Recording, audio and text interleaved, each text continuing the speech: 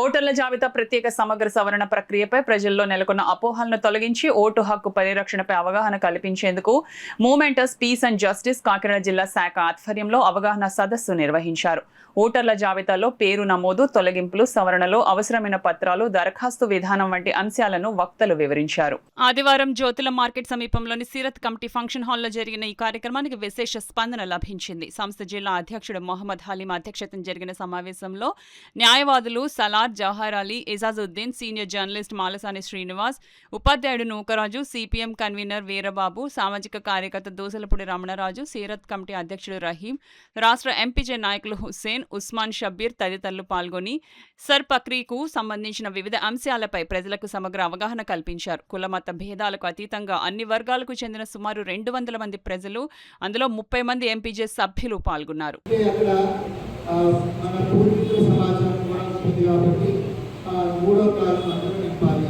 చాలా మంది ఈ ఎస్ఐఆర్ ఫామ్ లో ఎలా నింపాలి అని చాలా అనుమానంగా ఉన్నారు.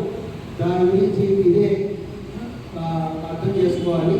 అందులో ఉండే 3 కాలమ్స్లో ఫస్ట్ కాలం ఎడపడుతున్న కాలం 2002లో ఎవరికైతే ఓటు హక్కు ఉందో, ఎవరైతే ఓటు వేశారో వారి వివరాలన్నీ కూడా ఫస్ట్ కాలంలో రాయాలి. దాని పక్కన రైట్ కాలంలో వాళ్ళు ఇక్కడ ఫిలప్ చేసిన వాళ్ళు అప్పుడు ఫిలప్ చేయాల్సిన లేదు. అందులో ఎవరు రాయాలంటే 2002లో ఎవరికైతే ఓటు హక్కు లేదో, తర్వాత వచ్చిందో, లేకపోతే 2024లో వచ్చిన ఓటు హక్కు ఎవరికైతే వచ్చిందో వారు రెండో కాలం నింపాలి. మొదటి కాలం మాత్రం 2002లో ఓటు హక్కు ఉన్న వాళ్ళు మాత్రమే నింపాలి. కుడిపక్క కాలంలో అంటే రెండో కాలంలో ఓటు హక్కు కొత్తగా వచ్చిన వాళ్ళు నింపాలి. సరే, వాళ్ళు ఇచ్చినటువంటి నిర్ణయాల్లో ఏదైనా అభ్యంతరాలు ఉంటే పార్లమెంట్లో దాన్ని వ్యతిరేకించి రద్దు చేయొచ్చు. కానీ అక్కడ కమిటీలో ఎవరున్నారు? పిఎం గారు ఉన్నారు, క్యాబినెట్ మినిస్టర్ ఉన్నారు, అపోజిషన్ లీడర్ ఉన్నారు. అంటే ప్రతిపక్షం ఎప్పుడూ ఇంకా శాశ్వతంగా మైనారిటీ తప్ప అక్కడ నిర్ణయాలు తీసుకునేటువంటి వాతావరణం లేదు. ఇక్కడ విధానాలను ఈ రకంగా తయారు చేసి ఎన్నికల కమిషన్కి సర్వాధికారాలు ఉన్నాయనేటువంటి పేరు మీద వీళ్ళ నీతులతో పెద్దలు చేసేటువంటి వాతావరణంలో అందరూ కూడా పూర్తిగా తల్లడిల్లుతున్నటువంటి వాతావరణం ఉంది. ఎవరైనా ఈ రకంగా బాహటంగా ప్రభుత్వానికి, అధికార పార్టీకి ఇబ్బందులు కలిగించేటువంటి మ్యాటర్స్ బాహటంగా మనలో ఎవరైనా బయటకు తెస్తే మనకి అవకాశంగా ఉన్నటువంటి ఏవేవైతే విషయాలు ఉన్నాయో వాటి మీద దృష్టి కేంద్రీకరించి ఇబ్బందులు పెట్టేటువంటి పరిస్థితి కింద స్థాయి నుంచి పై స్థాయి వరకు కూడా వ్యవస్థలను చేతిలో పెట్టుకుని చేసేటువంటి ప్రక్రియ వల్ల రాజకీయ పార్టీలన్నీ కూడా ఈ రోజున ఎందుకు కొరగాకుండా అయిపోయాయి. అడిగిన పత్రాలు నువ్వు ఇవ్వవలసిందే అని చెప్పి మొన్న ఫైనల్ గా ఒక తీర్పు ఇవ్వడం అందించారు. కాబట్టి ఇక్కడికి వచ్చిన యువకులకి, ఇక్కడికి వచ్చిన సోదరిమణులకి, ఇక్కడికి వచ్చిన పెద్దలకి నేను చెప్పేది ఏంటంటే, ఇది హాస్యాస్పదమైన విషయం కాదు. నీ ఉనికి మీద జరుగుతున్న దాడి నిన్ను వివక్షతకి గురి చేస్తూ ఎప్పటి నుంచో నిన్ను వేరు పెట్టడం జరిగింది. ఈ వివక్షతని కార్యరూపం తీసుకుంటే నువ్వు నీ ఐడెంటిటీని కోల్పోతే ఎలక్షన్ కమిషన్ ఓటు లేని వాళ్ళ పేర్లని సెంట్రల్ గవర్నమెంట్ దగ్గరికి పంపిస్తుందట. సెంట్రల్ గవర్నమెంట్ వాళ్ళ పౌరసత్వాన్ని రద్దు చేస్తుంది.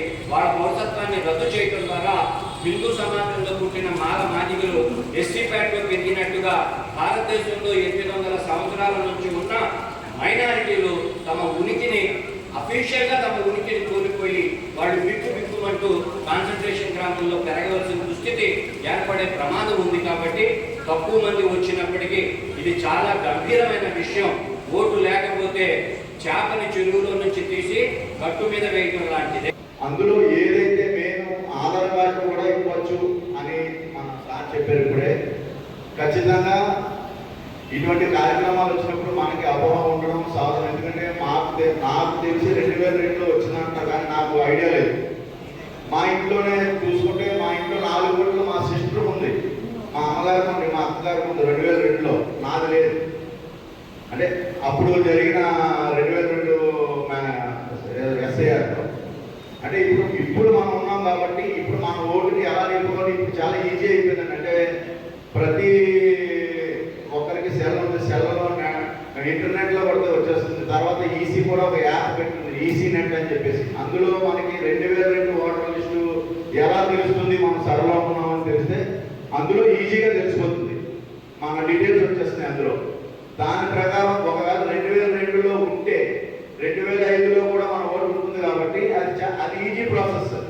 ఇక్కడ చర్చ ఏంటంటే 2002లో జరగకపోతే ఇప్పుడున్న ఓటు ఏం చేయాలి, ఆ ఓటుని ఎలా నిలుపుకోవాలనేది దానికోసం మన పెద్దలు క్లుప్తంగా మనందరికీ అర్థమయ్యేలా చెప్తే మనం దాని ద్వారా మన ఓటు నిలుపుకోవడానికి 21 లక్షల మంది మరణించారని, 32 లక్షల మంది వలస వెళ్ళిపోయారని, 7 లక్షల మంది ఏ రకమైన కాగితాలు సబ్మిట్ చేయలేదని బీహార్లో జరిగిన విషయం.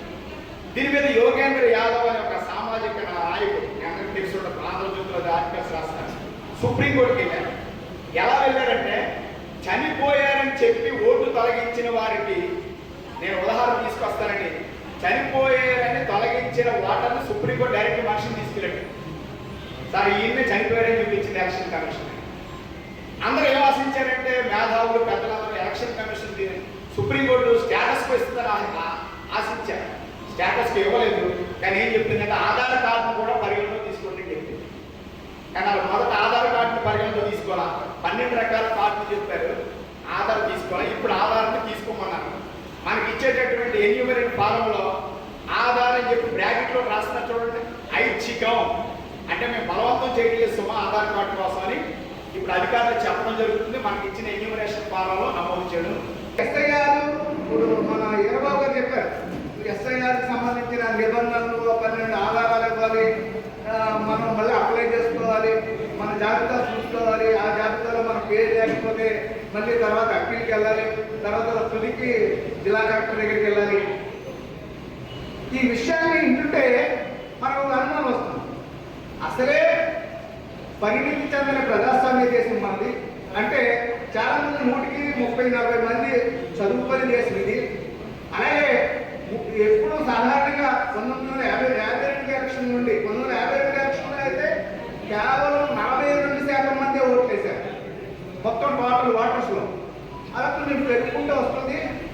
ఇప్పుడు మొన్న జరిగిన లేటెస్ట్గా జరిగిన 2024 ఎన్నికల్లో ఓటింగ్ శాతం 70% మాత్రమే, అంటే 30% నెగిటివ్ ఓట్లు.